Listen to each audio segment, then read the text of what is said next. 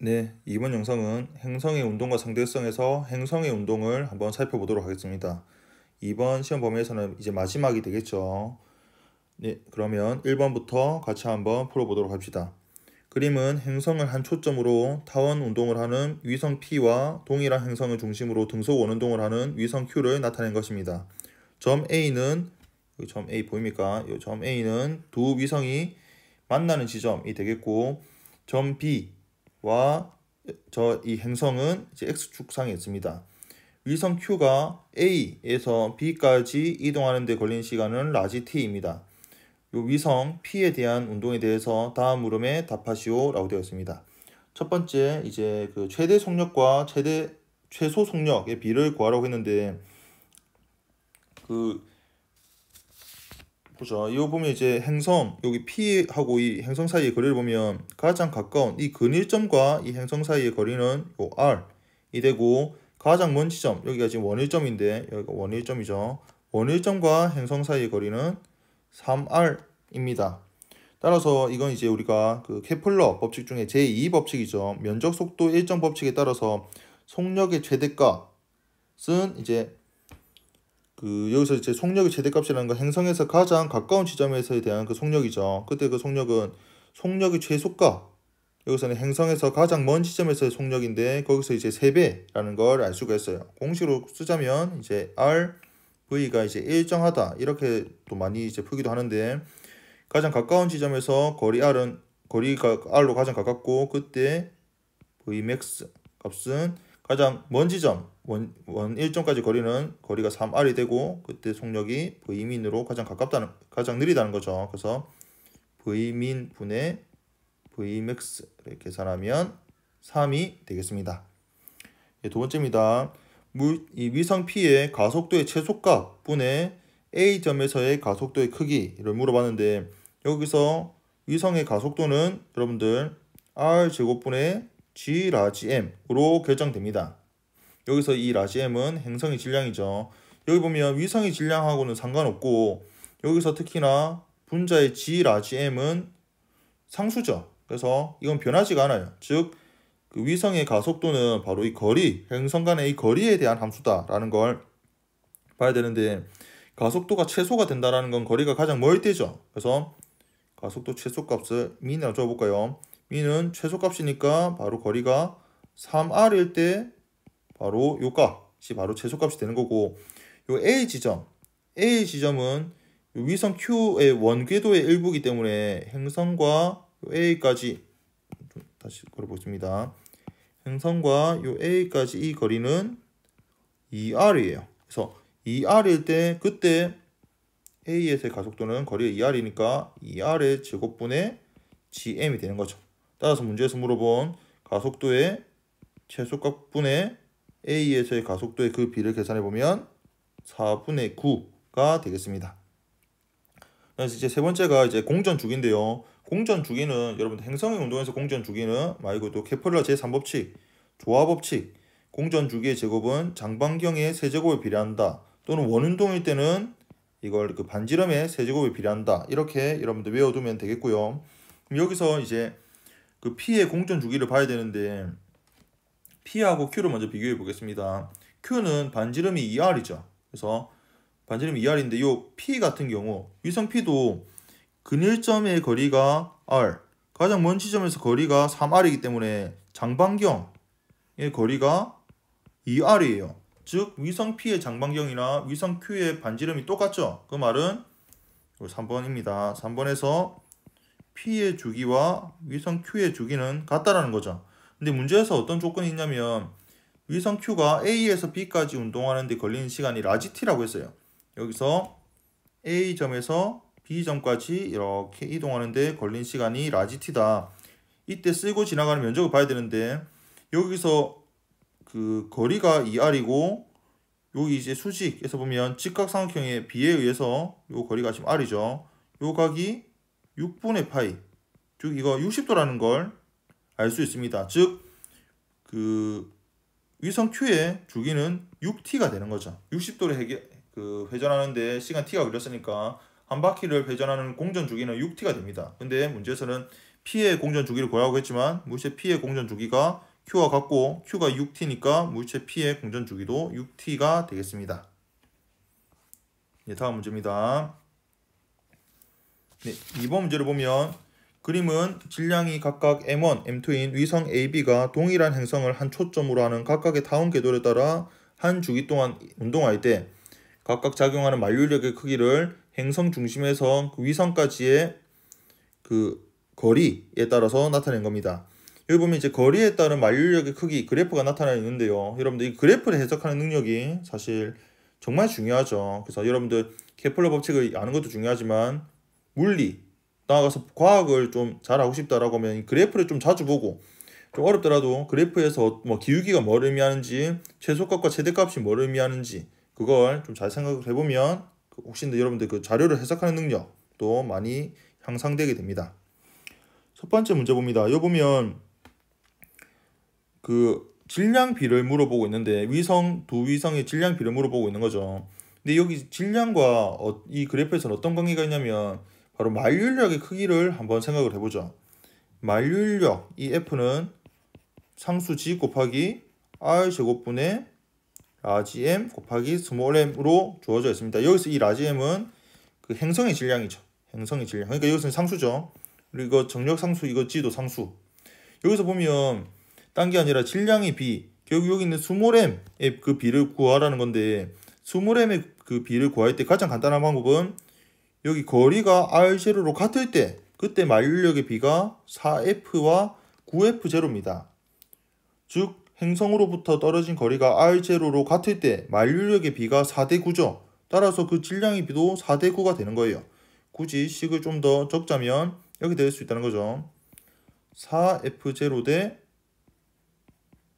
9F0 이렇게 말할 수 있는데 이게 G 곱하기 R0 제곱분의 M 여기서는 MA가 질량이 M1이죠. M1 대 G 곱하기 여기서 이제 같은 거리니까 R0 제곱분의 RGM M2 이게 지금 4대 9죠. 근데 어차피 이거 거리까지 다 약분됩니다. 그러면 4대 9가 곧 문제에서 우리가 물어본 M1 대 M2가 되겠다.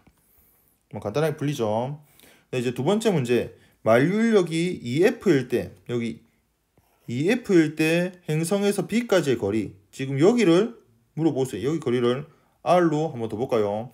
근데 이걸 보면 여러분들 이 그래프에서 문제에서는 지금 거리가 R0만 주어져 있지만 여기서 R0 주어진 것만 아는 게 아니라 주어지지 않은 여기 세 군데를 여러분들 다 사실 알고 있어야 돼요. 문제에서는 물론 가운데 있는 이 EF일 때 그 행성까지의 그 B 거리를 물어봤지만 사실 이걸 다 알아야 됩니다. 이거 한번 쭉 같이 한번 보도록 하죠. A부터 한번 보면요. 거리가 R0일 때 만류의 크기가 4F0예요. 여기서 이 F는 거리의 제곱에 반비례합니다. 근데 힘이 2배로 줄어들었어요. 힘이 2배로 줄어들었다는 거 보면 거리가 멀어져야 된다는 건데 거리가 얼마만큼 멀어져야 힘이 2배로 줄어들까? 즉 여기는 루트 2 R0라는 겁니다. 맞죠? 그래야 이걸 제곱하면 2분의 1이 되잖아요. 분모에 이 루트 2 R0를 넣어보세요. 그러면 만류의 크기가 절반이 되는 거 확인할 수 있습니다. 그 다음에 이제 물체 B를 한번 볼까요? 위성 B를 보면 거리가 R0일 때 만류의 크기가 9F0예요. 근데 9F0가 예를 들어서 여기 F0 9분의 1이 됐어. 그러니까 9배가 작아진 거죠. 9배가 작아졌다는 건 거리가 얼마나 멀어져야 될까? 그렇죠. 바로 암산이 됐죠. 이 최고점 여기는 거리가 3R0가 된다는 거예요. 거리가 3배가 멀어졌으니까 힘이 9배가 줄어드는 거죠. 만류력의 크기가 9배가 작아집니다. 그럼 문제에서 물어본 건 이제 EF일 텐데 여기를 계산이 좀 과정이 필요하니까 거리를 R로 한번 다 봐보자. 그럼 여기 대해서도 우리가 식을 한번 세워볼 수 있는데 딴 게 아니라 EF0 일 때 여기서는 이제 그 푸는 방법이 A하고 B를 비교할 수도 있고 B에 대해서도 이렇게 식을 한번 세울 수도 있거든요. 뭐 풀이를 둘 다 한번 해보도록 합시다. 일단 B에 대해서 한번 생각을 해보면 거리가 R0일 때 즉 G 곱하기 R0의 제곱분의 라지 M 곱하기 요 물체 B의 질량이죠. B 질량 이게 9F0예요. 근데 문제에서 물어본 건 EF0고 EF0는 G 곱하기 거리를 R로 둔다 했으니까 R 제곱분의 라지 M M2가 됩니다. 맞습니까? 그럼 이 식을 통해서 이제 우리는 9대 2는 R0 제곱분의 1 대 R 제곱분의 1 이렇게 둘 수 있는 거죠. 요거 계산해서 R로 정리하면 R은 2분의 3 루트 2 R0가 돼요. 연립해서 계산하는 건 한번 해보도록 합니다. 그 다음에 또 어떤 이제 그 방법도 있을까를 한번 생각 좀 했을 수 있는 게, 여러분들이 만약에 루트 2 R0 이걸 먼저 구했다고 할 것 같으면 여기서는 물체 A하고 물체 B하고 지금 만류력 크기가 EF0로 같거든요. 그래서 이걸 이용해서도 뭐 풀 수 있습니다. 이게 좀 다른 풀인데, EF0는 물체 A 입장에서는 여기서 거리가 루트 2 R0의 제곱 분의 G 요 이제 요 M의 요 M 요 이제 4GMM이 되는 거죠. 이게 뭐가 되냐면 똑같이 R 제곱분의 9G 라지 M 스몰 M 이렇게 식을 세울 수 있잖아요. 그래서 이렇게 세워도 뭐 상관없어요. 이렇게 풀어도 그 결과는 똑같이 R은 2분의 3 루트 2 R0 이렇게 나오게 됩니다.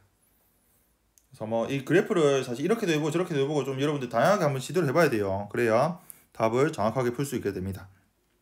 그 다음에 이제 세 번째, 그 공전 주기의 비를 이제 물어보고 있는데, 공전 주기의 비는 결국 이제 그 케플러 제3법칙 조화 법칙을 이용하라는 거죠. 근데 여러분들 여기서 이제 오해하면 안 되는 게, 그 장반경의 길이를 보면 요 위성 A 같은 경우는 근일점이 A고 원일점까지의 행성과의 거리가 루트 2R0니까 장반경 A의 장반경은 루트 2 더하기 1 R0가 돼요.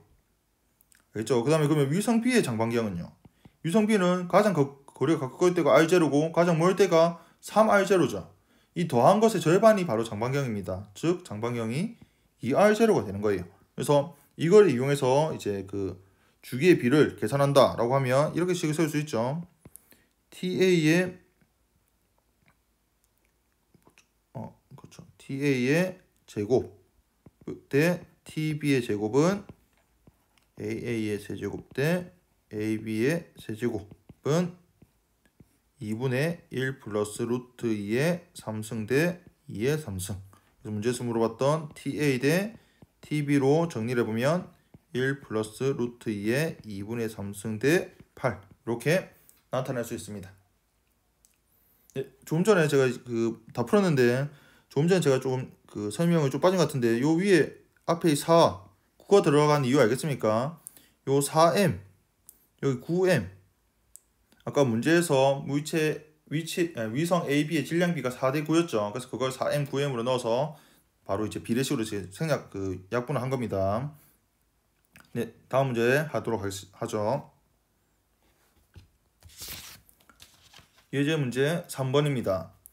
우주 왕복선이 지표면에서 고도 280km의 상공 궤도를 돌다가 470kg의 통신위성을 분리시킵니다. 그리고 이 분리된 통신위성은 그 엔진을 이용해서 연료를 분사하겠죠. 그래서 분사해서 그 위성은 지구 정지 궤도까지 갔습니다. 여기서 지구 정지 궤도라는 건 정지 위성 궤도까지 갔다는 거예요. 그럼 이때 엔진은 얼마만큼의 에너지를 소비하게 되는가?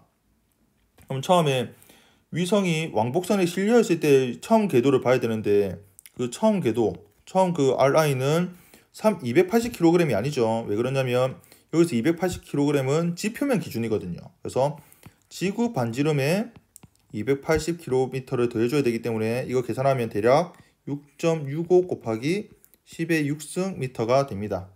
그리고 지구 정지 궤도, 나중 궤도는 여러분들 풀면 대략 4.22 곱하기 10의 7승 미터 정도 돼요.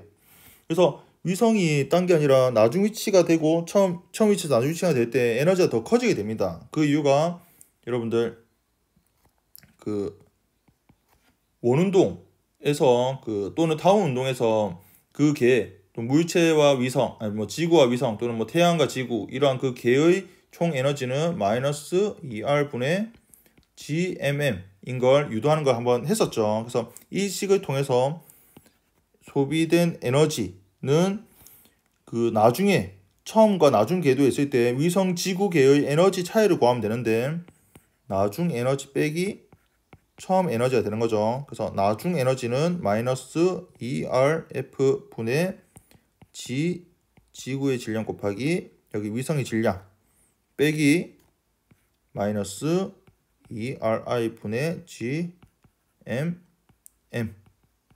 됩니다. 그래서 이거 정리하면 마이너스 2분의 G 라지 M 스몰 m으로 묶을 수 있겠고 묶으면 RF분의 1 빼기 RI분의 1 이거 계산기로 계산하면 대략 1.19 곱하기 10의 10승 줄 정도 돼요. 이게 또 여러분들 이 문제에서는 또 그것까지 물어보진 않는데 되게 재밌는 게 뭐가 있냐면 여러분들 지구에서 예를 들어서 원궤도를 이렇게 위성이 이렇게 원궤도 원을 잘 그리지 못하지만 이렇게 원궤도로 운동한다 라고 할 때 여기 왼쪽에서 여기서 말 그대로 이제 그 연료를 분사해서 속도가 커지게 되면 여기서 속도가 커지게 되면 요렇게 해서 이렇게 속도가 이제 커졌잖아. 속도가 커지게 되면 이렇게 타원 궤도로 이렇게 운동하게 돼요.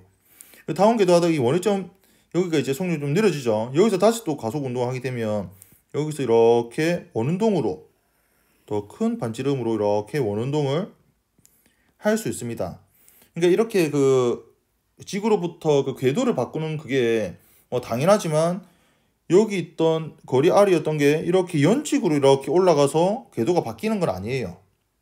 마치 우리가 지면에서 물체 던지는 것처럼 위성이 이동하는 건 아니고 위성이 이렇게 원궤도를 하고 있는데 그 원궤도의 그 궤도가 이렇게 바뀌면서 전체 그 궤도가 바뀌게 되는 거죠. 그래서 여러분들 그 전체 이것도 물리적으로 접근하면 되게 재밌는 부분이 많아요. 그래서 이런 것에도 관심을 좀 가지면 재밌지 않을까 싶습니다. 네, 예제 4번 문제 같이 한번 보도록 하죠.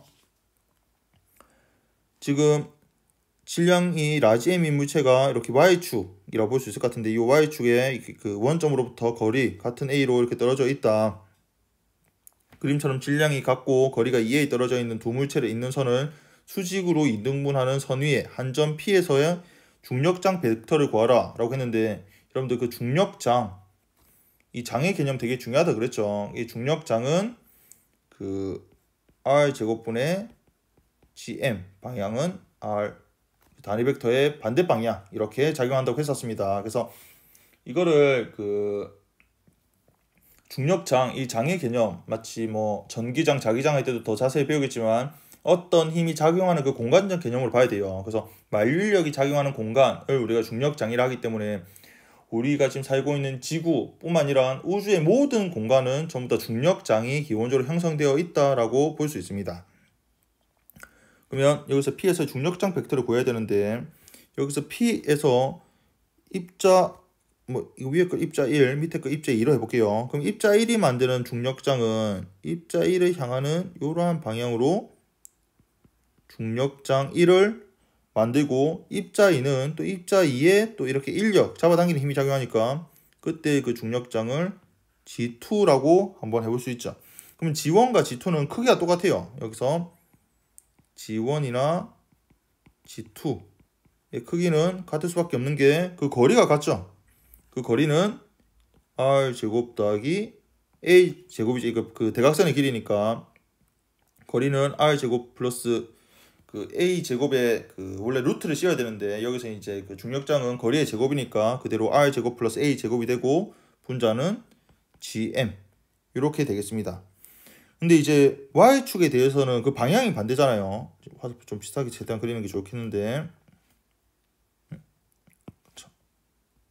이렇게 이게 G2 요 Y축과 여기 X축으로 이게 분해할 수 있는데 Y축은 방향이 반대고 그와 같으니까 이게 상쇄됩니다. 그래서 여기서 이제 그 R자 이제 중력장 여기서 P에서의 중력장 벡터는 중력장 벡터가 다르니까 이 두 개를 합해줘야 되는데 수직 방향은 상쇄되니까 고려할 필요 없고 수평 방향만 고려하면 되죠. 그래서 그 수평 방향을 고려를 해야 되는데 그 수평 방향의 한 성분은 여기를 세타라고 하면 코사인 세타를 곱해줘야 되잖아요. 그래서 코사인 세타 또 한번 적어보면 코사인 세타는 R 제곱 더하기 A 제곱의 루트의 R 이렇게 되죠. 그래서 지금 이쪽 성분의 그 크기를 보면 여기는 이제 G 코사인 세타가 된다는 거. 그래서 1번 답은 지금 이런 G 코사인 세타가 두 개가 있으니까 2G 코사인 세타가 되는데, 이걸 좀 더 풀었으면, 물론 이제 방향은 이제 보통 오른쪽은 X축, 위쪽은 이제 Y축이라고 할 것 같으면 이제 그 중력장 벡터니까 방향 왼쪽 마이너스 붙여야 되겠습니다. 그래서 마이너스 r제곱 더하기 a제곱의 2분의 3승 분의 2 gmr i hat, 이렇게 적을 수가 있겠다라는 거. 이게 이제 1번 정답이죠. 2번 두 번째 보면 r이 0으로 접근함에 따라 왜 중력장이 0으로 가는지 설명하라. 그리고 세 번째는 그게 0으로 가는 거 수학적으로 보이라고 했는데, 두 번째는 물리적으로 접근하면 r이 0에 접근함에 따라 요 지점이죠. 요 지점에서의 중력장은 0이 돼요. 그 이유가 위에 입자 1이 만드는 중력장하고 입자 2가 만드는 중력장이 방향은 정반대고 크기가 같기 때문에 R자 중력장이 0이 됩니다. 이제 그렇게 이제 물리적으로 설명할 수 있겠고, 이제 수학적으로 이제 설명하는 건 위에 1번 답에서 말 그대로 극한으로 R을 0으로 극한을 보내게 되면 마이너스 한 번 더 적어볼까요? 2분의 3승분의 2, 이게 0이 되죠. 왜냐면 이 R이 0이 되거든. 이 분자는 0이 안 되잖아요. 이 R이 0 되더라도 이 A가 있으면 A의 세제곱이 있어. 그래서 분모는 0이 아닌데 분자가 0이니까 이게 0으로 수렴하게 됩니다. 그래서 이렇게 3번 답도 같이 볼 수 있겠다.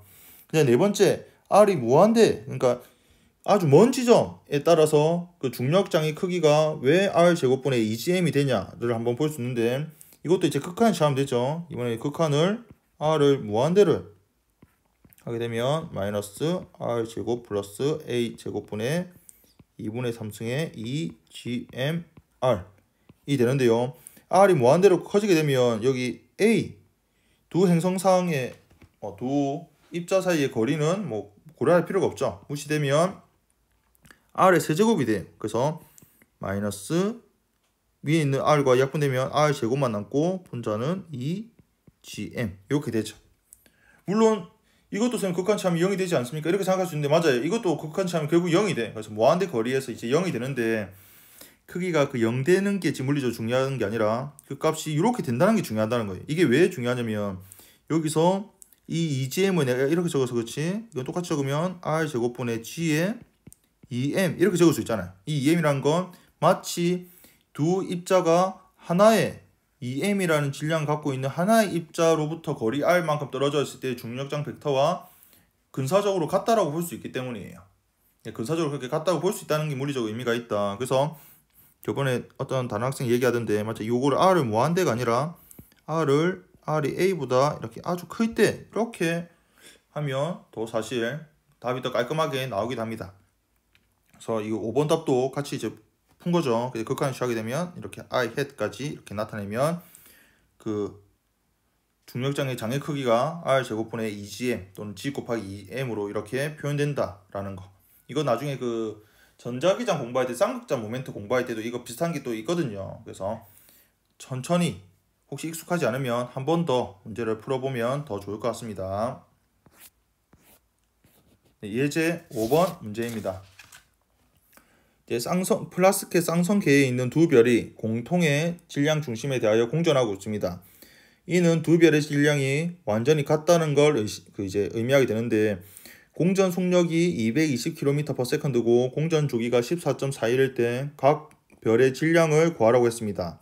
그러면 이 문제를 풀 때 결국 이제 이건 등속 원운동이죠. 그래서 등속 원운동이니까 물체에 작용하는 어떤 힘이 바로 구심력이 되냐, 그게 가장 포인트가 되는데, 여기서는 이제 만륜력이 구심력이 됩니다. 그래서 여기서 만륜력식은 거리가 이 반지름을 r이라고 두면 두 별과 별 사이의 거리는 2r이 되니까 만륜력은 2r의 제곱분의 g 라지m의 제곱이 되죠. m 곱하기 m이니까 얘는 바로 이게 구심력이 되면서, 근데 구심력은 반지름이 r인 반지름을 통해서 원운동을 하는 거거든요. 그래서 이건 r분의 mv 제곱이 돼요. 그래서 문제에서 물어본 라지 m으로 정리하면 g분의 4v 제곱 r 이렇게 되는데, 뭐 다 푼 것 같지만 문제에서 지금 r을 좀 주어지지 않았어. 반지름이 안 주어져 있죠. 그럼 제 마음대로 이제 r로 했으니까 문제에서 뭐가 주어졌냐면 지금 공전 주기가 주어져 있어요.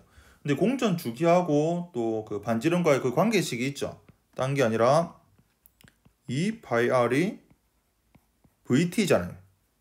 그 속력이 v라는 시간으로 한 주기 동안 이동하는 그 이동 거리가 2πr 원의 둘레가 되죠. 그래서 2πr은 vt 또는 뭐 v는 t분의 2πr 뭐 이렇게 되고요. 뭐 편한 대로. 그래서 이걸 통해서 이제 r에 대해서 이제 정리를 좀 해줘야 돼요. 그래서 r에다가 딴 게 아니라 문제에서 물어본 제 질량은 g분의 4v 제곱에 r 대신 2π분의 vt를 대입해서 풀면 넣으면 이제 파이 g분의 2v의 세제곱분의 t를 해야 되는데, 여기서 이제 문제에서 원래 다 알려줬어야 되는데 워낙 유명한 상수라서 안 알려준 것 같습니다. 만류력 상수 또는 중력 상수라고 하면 6.67 곱하기 10의 마이너스 11승 뉴턴 미터 제곱 퍼 킬로그램 제곱이 되고요. 그 다음에 문제에서 속력은 알려줬죠. 속력은 220km/s인데 이걸 그대로 쓰면 안 되죠. 그 단위를 바꿔줘야 되니까 이거 2.2 곱하기 10의 5승 m/s로 바꿔줘야 되겠고, 그냥 주기도 당연히 14.4를 넣으면 안 됩니다. 14.4는 데이 1이니까 14.4에 하루는 24시간, 그다음에 1시간은 3,600초. 그래서 이거 계산하면 대략 1.24 곱하기 10의 6승 세컨드. 이걸 대입해줘야 돼요. 이거 대입하고 파이는 3.14 뭐 1592 이런 거 있죠. 계산하면 대략 1.26 곱하기 10의 32승 킬로그램으로 그 별의 질량을 계산할 수 있게 됩니다. 네, 마지막 문제 예제 6번입니다. 여기서는 이제 질량이 같은 경우와 질량이 이제 다른 경우인데, 사실 질량이 같은 경우는 앞에 있던 예제 5번 문제와 상당히 비슷하죠. 그래서 한번 보도록 합시다. 질량이 같으니까 그 질량 중심으로부터 별 사이의 거리는 2분의 L이 되죠. 질량 중심에서 별 사이의 거리, 사이의 거리입니다. 그러면 별 사이의 만류인력이 90력이 되니까 만류인력은 거리가 L이죠. L 제곱분의 GM의 제곱. 이게 이제 90력인데 90력은 반지름이 2분의 L이니까 2분의 L분의 M V의 제곱이 됩니다. 그러면 여기서도 문제에서 이제 주기를 물어보고 있는데요. 여기서 이제 그 속력은 문제에서 지금 주어져 있지가 않아요. 그래서 이게 속력 V를 주기에 대한 함수로 바꿔줘야 돼. 그래서 그 바꾸는 건 딴 게 아니라 아까 속력 V는 시간 T분의 2πr인데 2π 여기 반지름은 2분의 L이니까 이렇게 계산하면 T분의 πL이 돼요. 이 문제에서는 그렇습니다. 그러면 여기서 대입해서 문제를 풀어보면 LT 제곱분의 2M πL의 제곱 이렇게 돼요. 그래서 이거 한 번 더 정리를 하면 T 제곱분의 2 라지 M 파이 제곱 L 이렇게 된다. 그래서 문제에서 주기를 물어봤으니까 주기 T를 계산하면 파이 L 곱하기 루트 GM분의 2L 이렇게 됩니다. 문제에서 주어진 이제 그 두 별 사이의 거리 L과 그 뭐 중력 상수 G 그리고 그 두 쌍성계의 그 별 질량이 같다 그랬으니까 라지 M으로 뒀을 때 그때 그 주기를 계산할 수 있고, 앞에 예제 5번 문제에서도 이걸 확인할 수 있습니다. 이제 두 번째가 이제 조금 더 이제 일반적인 폼이죠. 질량이 서로 다른 쌍성계의 두 별 사이의 거리가 L이다. 이때 회전 주기를 구하라 라고 하면, 이때 회전 주기는 사실 M1과 M2의 회전 주기는 똑같아요. 그래서 M1의 회전 주기를 구하나 M2의 회전 주기를 구하나 값은 이제 똑같게 나오게 되는데, 이제 질량이 다른 경우 여기 M1 기준으로 여기 L1 있죠. 여기 질량 중심과 여기 L1 사이의 이 거리는 M1 더하기 M2분의 M2L이 됩니다.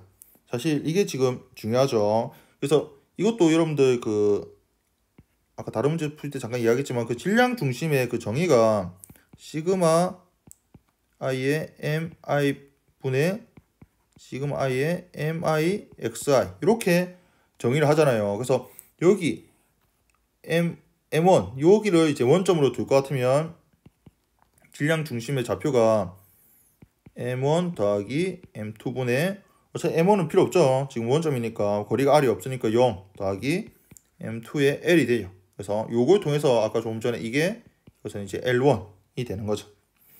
그럼 여기서 이제 이것도 마찬가지로 별 사이의 만류력이 90력이 되니까 별 사이의 만류력은 L제곱분의 G M1 M2가 되고요. 90력은 여기서 L1입니다. 물론 이거 L1은 나중에 더 적어야 되는데 일단은 좀 간단하게 쓰기 위해서 스몰 L1을 쓰겠습니다.